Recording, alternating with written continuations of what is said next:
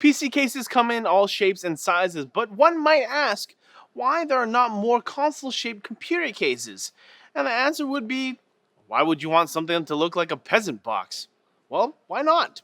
Consoles are usually a lot slimmer, so wouldn't you want your living room PC to be the same? On Halloween, what do? We don't say hi, we say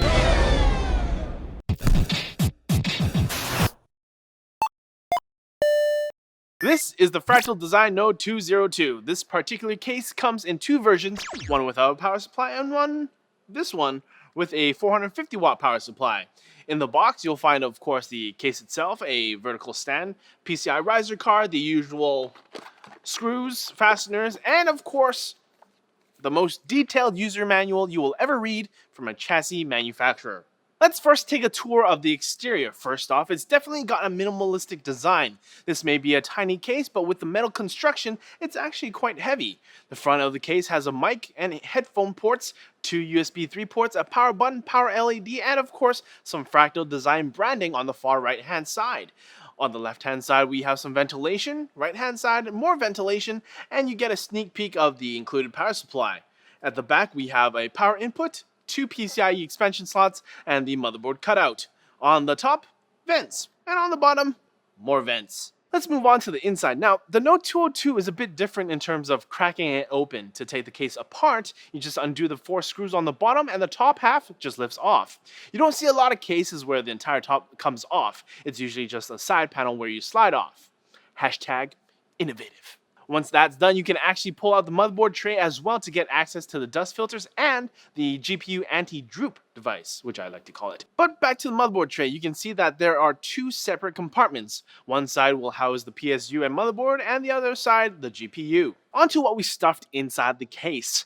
I was curious and I shoved a 7990 into the Node 202. I didn't keep it in because the front panel cables were actually being kinked by the end of the card. Now, Fractal's user guide says to use GPUs up to 310 millimeters, so maybe don't shove a longer card in there. Another thing I noticed was that the Asus Strix 970 didn't fit into the case. The raised SLI finger portion of the card isn't compatible with the case. Now, that's not Fractal Design's fault, that's Asus's for adding extra stuff to the card, but we went with a GTX 970 from MSI instead. For the motherboard, we went with the Asus Impact 6 Mini ITX board with an Intel i5 4690K CPU. For a heatsink, I opted for the stock one.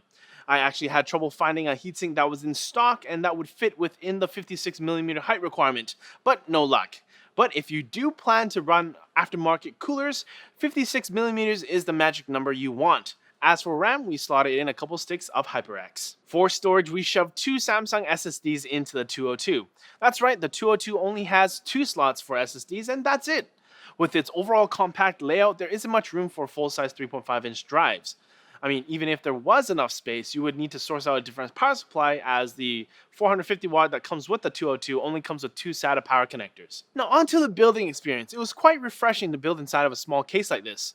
A real change of pace compared to the big behemoths we're sometimes used to working with. The node's size is a great plus in terms of its footprint, but it's also its downfall, which I'll get into later. Putting the build together wasn't hard at all. In fact, if you follow along the user's guide, and trust me, it's worth going through the manual, everything fits together quite nicely.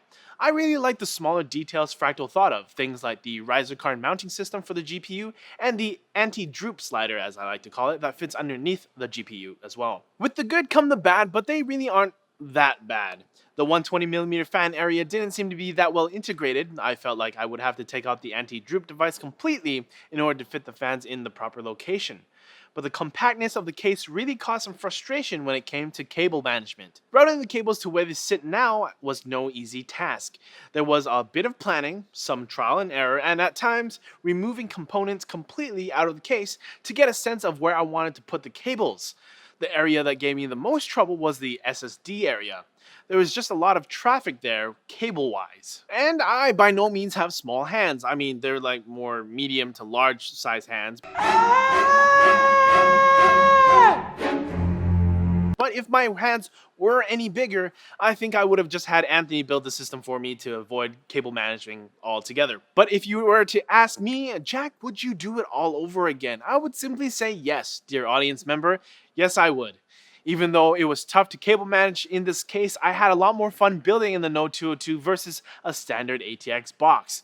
There's simply not a whole lot of other new cases out on the market, at the time of filming, that gives you the size of a console but the power of a full PC. And that's really my final thoughts in conclusion. The Node 202, peasant console size, PC master race performance.